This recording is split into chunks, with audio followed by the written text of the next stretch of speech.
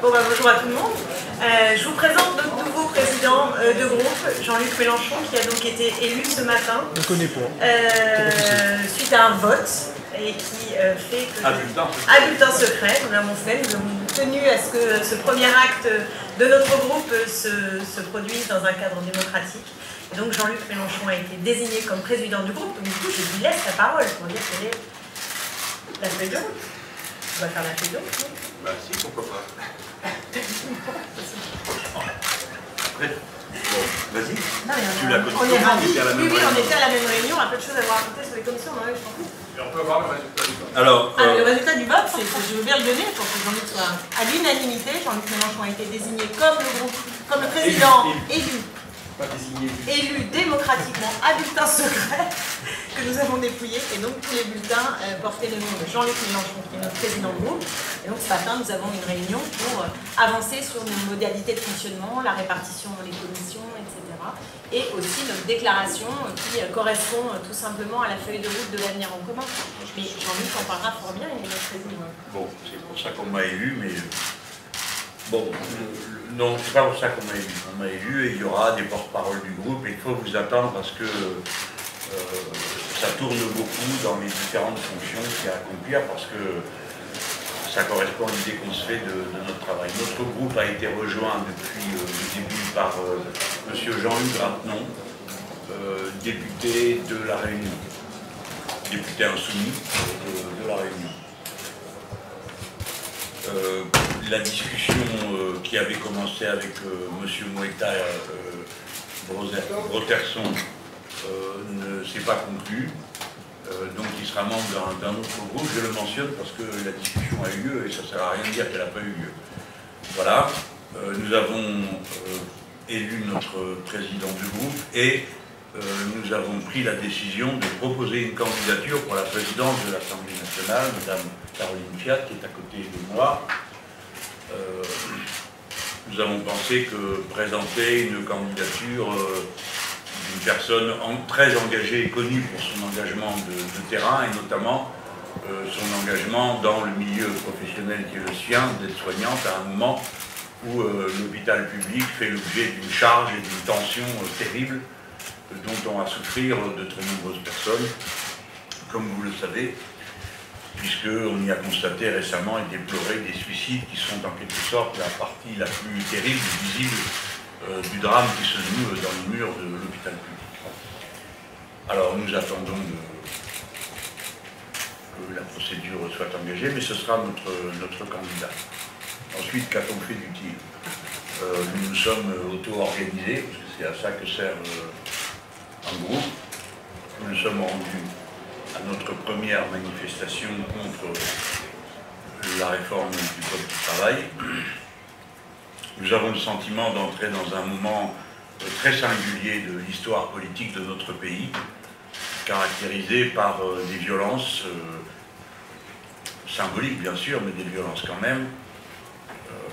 Le chef de l'État engage une monarchie jupitérienne qui est tout à fait particulière, puisque on nous dit, alors je ne sais pas si c'est confirmé, pardon, j'ai peut-être raté un épisode, qui s'exprimerait devant le Congrès du Parlement lundi, c'est-à-dire la veille du jour où le Premier ministre lui-même s'exprimera. On en déduit que le discours du Premier ministre, du coup, perd beaucoup de son intérêt et de sa substance, puisque le Président se sera prononcé la veille. Mais c'est un acte d'une force tout à fait incroyable qui concentre sur la personne du Président la totalité des pouvoirs.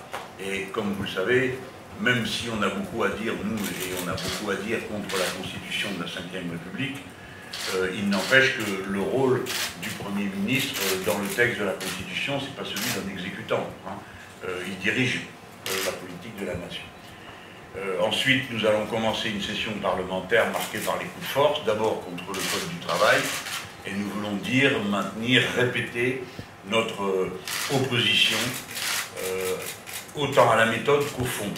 Quant au fond, vous en avez déjà été saisi à plusieurs reprises. Renverser la hiérarchie des normes est un événement absolument hors du commun et par conséquent une véritable subversion de l'ordre public social. la prééminence de l'accord d'entreprise sur l'accord de branche et l'accord et la loi est un ordre hiérarchique des normes qui détruit des dizaines d'acquis sociaux, menace d'en détruire d'autres dizaines. Mais par exemple, tout à l'heure, j'entendais s'exprimer la représentante de l'UNEF sur la place là-bas des Invalides. On voit bien que pour tout ce qui concerne les rapports entre un niveau de diplôme et un niveau de rémunération, qui normalement est inscrit dans une convention collective, tout ça part au fossé si les accords se nouent dorénavant dans l'entreprise. Et que l'accord de branche, qui incluait ces rapports entre salaire et qualification, est rompu. Bref, 18 millions de personnes vont voir leurs conditions sociales subverties. Et dans la même mandature, la même législature, la même session, pardon, excusez-moi,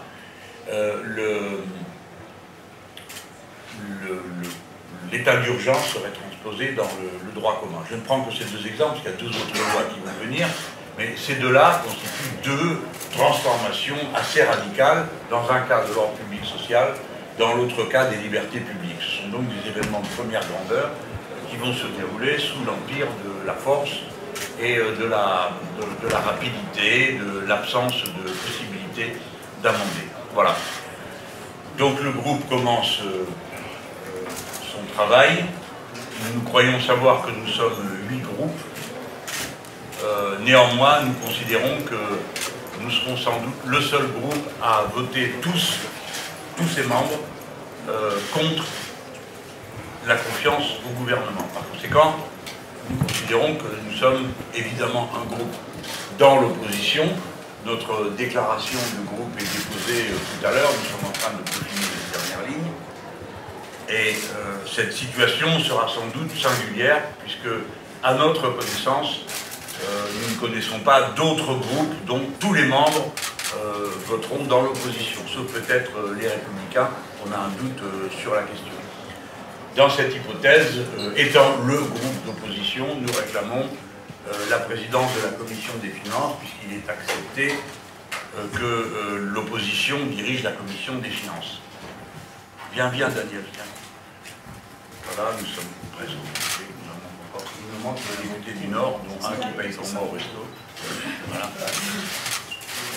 Voilà, c'est l'essentiel. Après, pour ce qui est de l'anecdote significative, comme vous le savez, nous rejetons l'imposition des codes vestimentaires qui nous sont imposés, qui ne sont dans aucun règlement intérieur, et nous les rejetons pas seulement parce que nous aurions une prévention particulière contre la cravate, nous n'en avons aucune. Parmi nous, certains la portent, d'autres ne la portent pas, mais nous ne supportons pas qu'on nous indique de quelle manière il serait bienséant de se vêtir. Nous nous sommes vêtus toute notre vie de manière bienséante, et nous continuons à le faire avec ou sans cravate. Mais notre critique n'est pas limitée au code vestimentaire imposé aux hommes. Elle est également, elle s'étend, et peut-être même elle commence par la critique du code vestimentaire que le droit coutumier de cette étrange assemblée prétend imposer aux femmes. Hein, avec des détails qui manifestent assez le type d'obsession et de névrose qu'avaient les rédacteurs d'un tel code coutumier. Voilà, à propos de la longueur des jupes et des robes, et ainsi de suite, pour ne pas entrer dans des détails supplémentaires. Donc nous nous présenterons sans cravate. Il y a eu dans cette assemblée autrefois des sans-culottes, il y a dorénavant des sans-cravates avec ou sans la cravate. C'est une tradition très ancienne de notre mouvement. Le premier député élu à gauche, donc c'était un socialiste, le maire de Commentry, est venu avec une blouse, et naturellement il a été rejeté, lui et sa blouse. On l'a contraint à porter le vêtement qui à l'époque était le code. Ah, voici les députés du Nord. Un de chaque côté, si vous voulez bien. Voilà, voici l'Ariège. Il nous en manque encore une de l'Ariège. Elle arrive, la voici, Bénédicte. Cette fois-ci, nous sommes au complet. Les grands derrière, les petits devant. Hein. Bien, Bénédicte. Mets-toi par là, il y a une case libre. Bon, voilà. Le rappel de nos illustres prédécesseurs nous donne le courage d'affronter le défi que nous allons poser à ce code vestimentaire. Pour ceux qui aiment remonter encore plus dans le temps, vous apprendrez que les députés du tiers ont refusé, au bout de 2 séances, de porter la tenue austère qui leur avait été imposée, de manière à ce qu'ils paraissent dans leur humilité. Voilà, c'est ce que nous ferons tout à l'heure. Je ne sais pas si j'ai oublié quelque chose. Nous avons des travaux de groupe, on va pourvoir à la constitution de notre bureau de groupe et tout ça est de médiocre intérêt à cette heure. Nous nous préparons pour une bataille de longue durée cet été. Le gouvernement et le président de la République doivent savoir que nous avons un avis, et même plusieurs. Non seulement plusieurs parce que nous sommes 17, ce qui veut dire qu'il y a 17 avis, mais que chacun d'entre nous en a plusieurs sur le même sujet, raison pour laquelle, article par article de la loi, nous discuterons tout, et que pas un mètre de terrain ne sera abandonné concernant le Code du travail. Tout sera tenu, chaque position sera tenue depuis la tranchée de la France insoumise. Voilà. Et de même pour les lois qui suivront, mais celle-là est de loin celle qui retient le plus l'attention. C'est la raison pour laquelle le groupe La France Insoumise a commencé, a fait sa rentrée, son entrée dans la session parlementaire, dans la rue. Et de la rue, nous venons tout droit et nous y retournerons à la première occasion. Voilà, je vous en prie. Monsieur, allez-y. Pour LCI.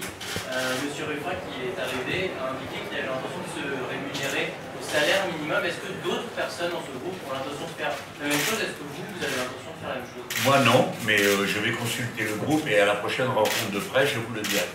D'une manière générale, chacun n'en fait qu'à sa tête. Est-ce qu'on peut demander à M. Ruffin pourquoi il a pris cette décision? Moi, j'ai déjà expliqué. Pardon, mon micro. Bien, bien. Bon, moi, c'est un engagement que j'ai pris devant mes électeurs à partir du mois de décembre. Il se trouve qu'il ressort aujourd'hui parce que de manière... je trouve que ça y est, je suis assemblé, quoi. Moi, je l'ai fait en décembre, d'abord parce que c'était pas naturel pour moi d'entrer en politique et d'être candidat, d'avoir ma photo sur les murs et tout ça. Et donc, je voulais indiquer quelles seraient les ruptures claires. Donc, il y avait le mandat révocable, il y avait la gestion des réserves parlementaires par un jury populaire, et il y avait le fait de me mettre au SMIC. Honnêtement, j'aurais mieux fait de dire salaire moyen ou salaire médian. Voilà. Et en même temps, je me suis dit, salaire médian, il va falloir expliquer aux gens ce que c'est le truc médian, quoi.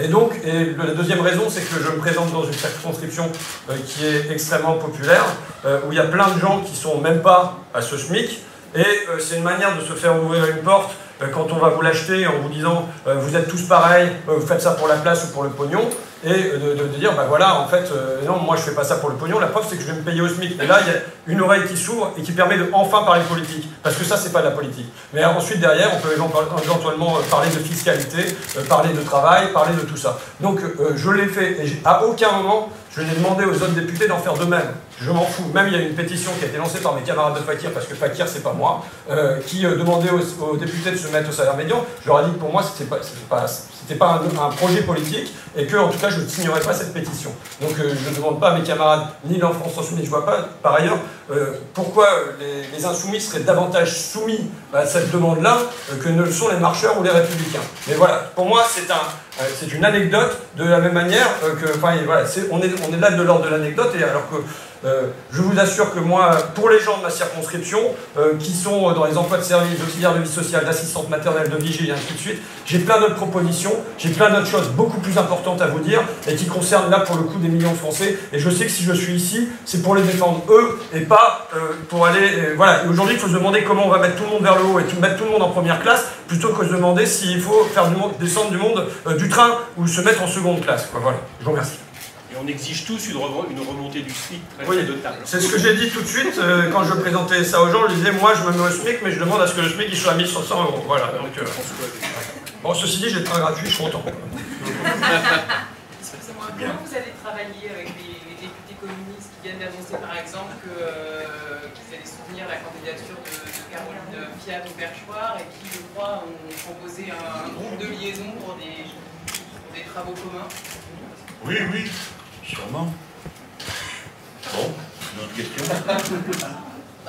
Ben, je vous ai répondu. On va travailler. Ils nous ont proposé un comité de liaison. Voilà. Avez-vous discuté de ça dans votre réunion, et qu'est-ce qu'il en est ressorti? Oui, bah oui, très bien. Donc on va le faire. Oui, oui. Voilà. Bon. Je passe au travers première. Pourquoi est-ce que les discussions avec Mohamed Brotherson, le député tahitien, n'ont pas abouti? Est-ce que c'est parce qu'il était pas forcément défavorables à voter la confiance du gouvernement. Enfin, Je ne sais pas vous dire.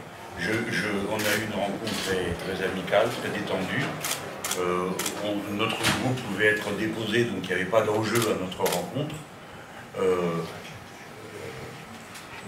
Moïtaï Boterson est indépendantiste. Nous, on n'a jamais discuté de ça dans le groupe. Personnellement, je ne le suis pas pour la Polynésie. Le fait colonial est absolument évident. Et nous sommes tombés d'accord sur le fait qu'on se retrouverait sur au moins 3 points, s'il venait dans notre groupe. D'abord, que sa parole serait libre, qu'évidemment la nôtre aussi, notamment sur place, que l'un comme l'autre, puisqu'on était deux dans cette discussion, mais je parle pour tout le groupe là, nous ne croyons au changement de quelque nature qu'il soit en politique que par la voie démocratique. Bon, ce point mérite quand même d'être précisé chaque fois qu'il est question d'indépendance. Donc c'est par les urnes. Qu'ensuite nous étions en accord pour l'idée que quel que soit le projet, par exemple comme l'économie de la mer ou le reste, c'est en faveur et en direction du développement endogène. Hein, il ne s'agit pas de réinventer un nouvel habillage au colonialisme. Et enfin que nous serions fermement ensemble pour défendre la reconnaissance des nuisances liées aux essais nucléaires et la réparation qui va avec auprès des malheureuses populations qui continuent d'en souffrir aujourd'hui. On s'est quittés bons amis. Je ne sais pas quelle a été pour terminer la raison de sa décision, mais honnêtement, c'était pas une... comment dire, on n'était pas pendus l'un à l'autre. Il n'était pas lui pendu à moi à dire à quelles conditions je peux venir, et puis moi à lui dire au nom de mes camarades, voilà la liste des conditions pour que vous veniez. Donc je ne sais pas vous dire ce qu'il fait, ce qu'il a décidé de faire, mais je lui ai dit, vous venez, vous êtes le bienvenu, vous ne venez pas, vous êtes bienvenu quand même. Voilà.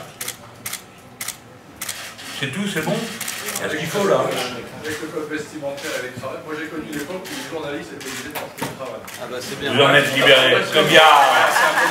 Imaginons qu'on ne vous laisse pas rentrer dans l'hémicycle. Bah, on va pas se battre, hein. Vous arrivez dans vos poches? Enfin, bon, écoutez, on fait ce qu'il faut pour que vous soyez informés, et puis après on recommencera, et puis après on recommencera, et puis après on recommencera, parce qu'on a l'habitude de faire comme ça. Et c'est pas, vous savez, il y a des coups, c'est la mer qui se fatigue, hein, pas les rochers. Voilà.